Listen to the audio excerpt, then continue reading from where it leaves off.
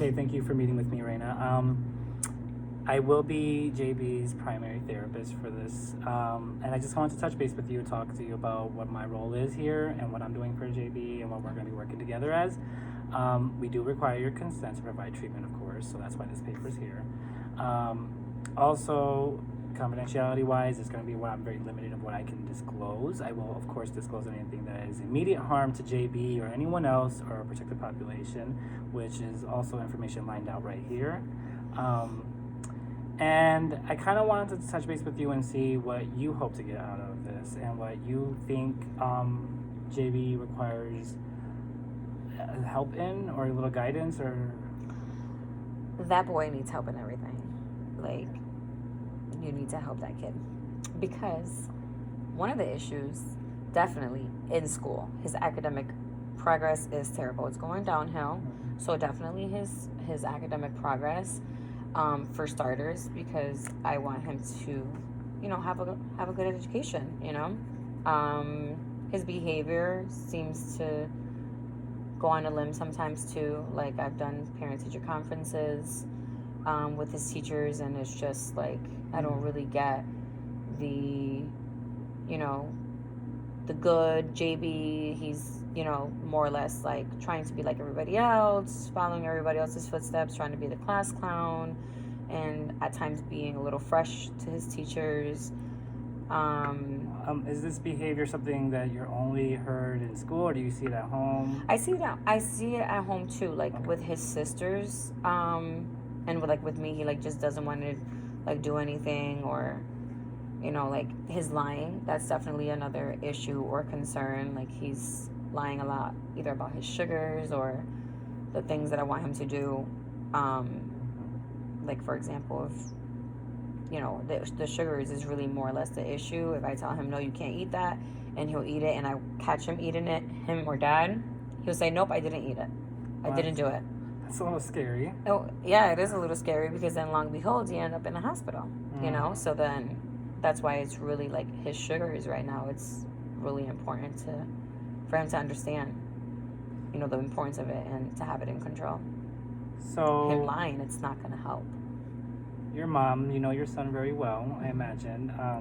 Do you think that he understands this diabetes and the severity of it? I know he knows, obviously, the word diabetes. Okay, I have it. I don't think he actually understands exactly what is the dangers of diabetes to him. He knows he needs insulin.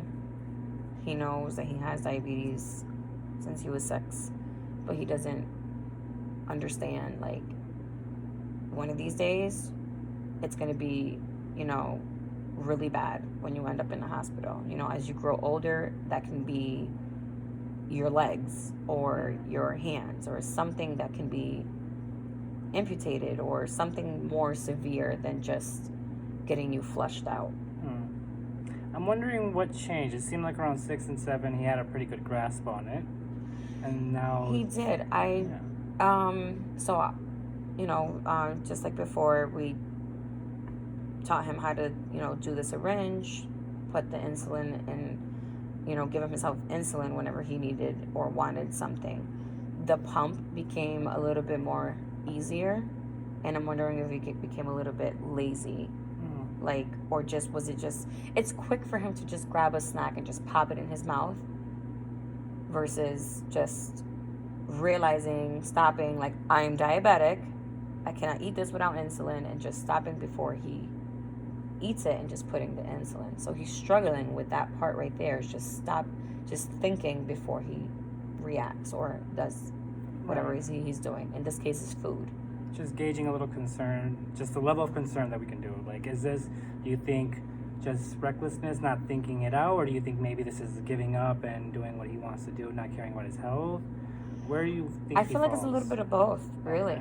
Okay. I think it's obviously reckless because he knows that his body can't go without insulin.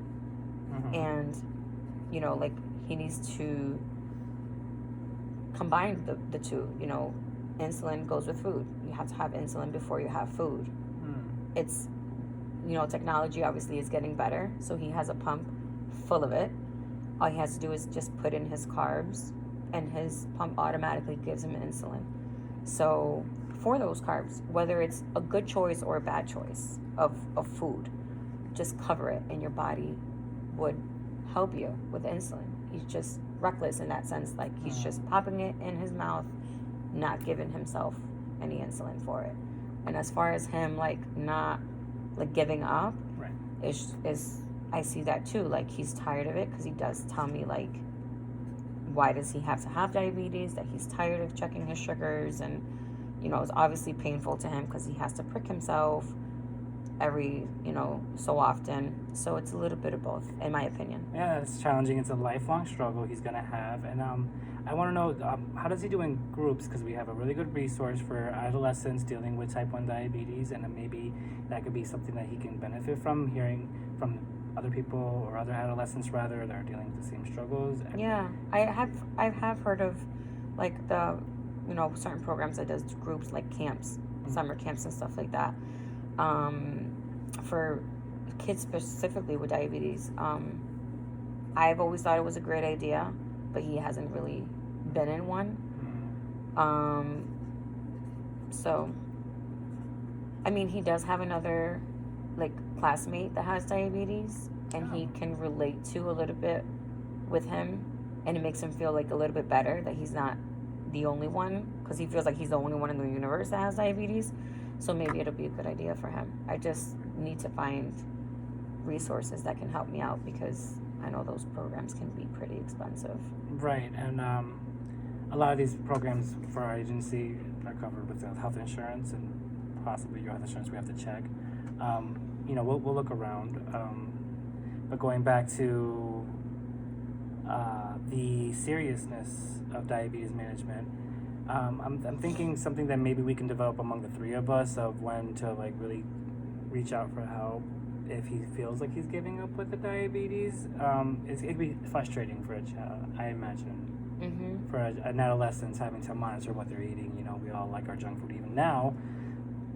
Unfortunately, he has to monitor everything he puts in his mouth. So maybe we can develop some kind of plan of when to reach out, as opposed to, you know, just... like, as far as, like, visits, or, like, a phone call, or...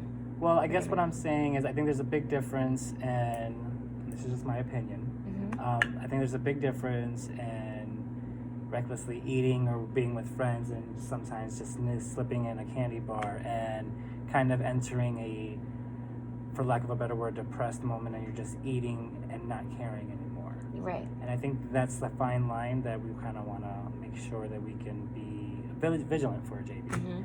I don't know if that's necessarily an issue right now. I don't really know JB all that well. I'm just checking in and seeing what you think about that. Definitely, he can use the constant, like, so, again, it's just, like, the constant reminders. So, with him, like, at home, you know, and having that motivation to want to grab something healthier, or, you know, I can give him something healthier. But then obviously he's a kid, so he wants the chips and the junk. As far as, like, seeing what can help him, I'm not sure at this point, you know. But obviously we try to keep an eye on him all the time because of his reckless, you know, moments. Right, with and food. I wasn't trying to suggest anything other than develop a safety plan, just in case. I'm a firm believer of safety plans, regardless of the issue. No, yeah. But we can address that later down the road once we meet with JB and kind of see where he's at with all that. So I'm seeing academics. I'm seeing some behavioral issues, which may or may not be a result of ADHD, or could be typical adolescence defiance. And I'm seeing some concerns. I also think it's a little bit of both. Probably, right? Yeah. I'm seeing some issues with diabetes management. And I did note some kind of med compliance issue in the initial intake. And tell me about that. So, which part? the med compliance when it comes to ADHD. So the medication. So Dad and I actually bought him you know, like for his medications to remind him, like, obviously you have to take your medications every single morning so that you're not driving your teachers insane and you're like jumping off the walls. So we got him like a machine where naturally, like, it just automatically does it for him, and he just has to grab the cup, put it in, you know, his mouth, pop it in there, get some water, which is already by his bedside. Everything is already ready, and then he can let that machine go off from the moment he wakes up to the moment he comes out the door, and he just ignores it.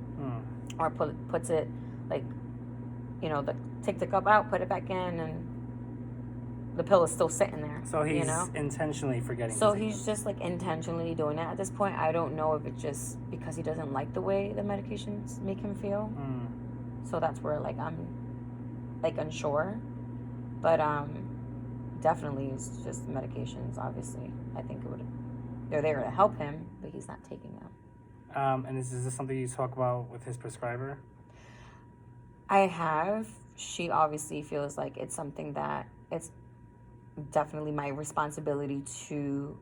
I took it as honestly babying him. So I mean, like, I can't baby a 12-year-old because it's like, what's going to be of him when he's 18 or 21? Am I going to go in his room, open his mouth, and pop the pill in there for him? No, it's teaching him responsibility. So I don't agree with his psychiatrist at this, you know, with the method of doing it, but that's what she suggested, to pretty much like do it for him. It sounds as if she didn't hear your concern. Possibly. Because and this is just what I'm hearing. I'm hearing that him not taking the medications is more so your responsibility, and not hearing that maybe he doesn't like the medications. Right. So maybe she might have misheard the message. You want to check in with her again about that? If you I can check in with her. You can sign a waiver here, and I can try to check in with her myself if that's helpful to you. She feels like maybe later on down the line she can change his medications or prescription if it's not continuing to work, but it's not going to work if he's not taking them. And obviously he's not taking them for a reason that I don't know exactly. I don't know if it's because of the way he feels with them, or it's just like, screw it, don't want to take them, you know? Well, that does make sense, both scenarios. So what we can do is we can check in with this in 2 weeks on kind of how he's doing on the medications, and maybe once I meet JB, we can talk about it further and see what's going on, and I can get a better idea. Yeah, sounds good. So just looking at this, it seems that he's already receiving therapy twice a week, and that they're now going to his school. Yes. So he was seeing his previous therapist twice a month. Twice a month. And now he sees her every week. So once a week now. Every Wednesday, to try to see where's the where's the flaw here with him having diabetes and him being a 12-year-old boy. You know, like, where can we find that commonality, or did it sound like a challenge? Yeah, or right, like trying to really. So just looking at this quick glance, I'm thinking that and I will work this out with JB as well, focusing on some goals on academics, behaviors, diabetes management, and med compliance, and kind of just see where JB stands on that, what kind of resources he wants to take advantage of. I really do think that connecting with peers his age, dealing with similar situations might be beneficial, but again, I don't know how he does in groups. How is he responding to current therapy? Does he enjoy it? He doesn't mind it. Like, he's fine with it. He gets to express himself, so that's a plus. Or maybe I want to think of something that he likes to do, that he gets to express himself with somebody other than his parents, right? Because at some point we become lame, and they just don't want to share certain things with us anymore. But I think it's helpful and beneficial for him. Do you notice any changes if he ever was to miss a therapy? Do good or bad? Any, or no difference? He doesn't really like unless like we reschedule for like a certain reason. He just does fine. He doesn't have a choice because we bring him. So, but he's fine other than that. All right, so I think that's what we'll start with. I will meet with JB, and I'm excited to meet this kid. He sounds interesting. Oh, he's an interesting kid. I think you guys will get along. All right, and I will keep you posted and see what else we can do. And if there's any changes to the plan, we can always make that. We do need a treatment plan in place for health insurance purposes. Okay. So we can submit for services, but that doesn't mean it's set in stone. So at any point we can change any of these. We just something rough to submit for now. Okay. No, it doesn't label your child, and all this is confidential, and it will not be released at all.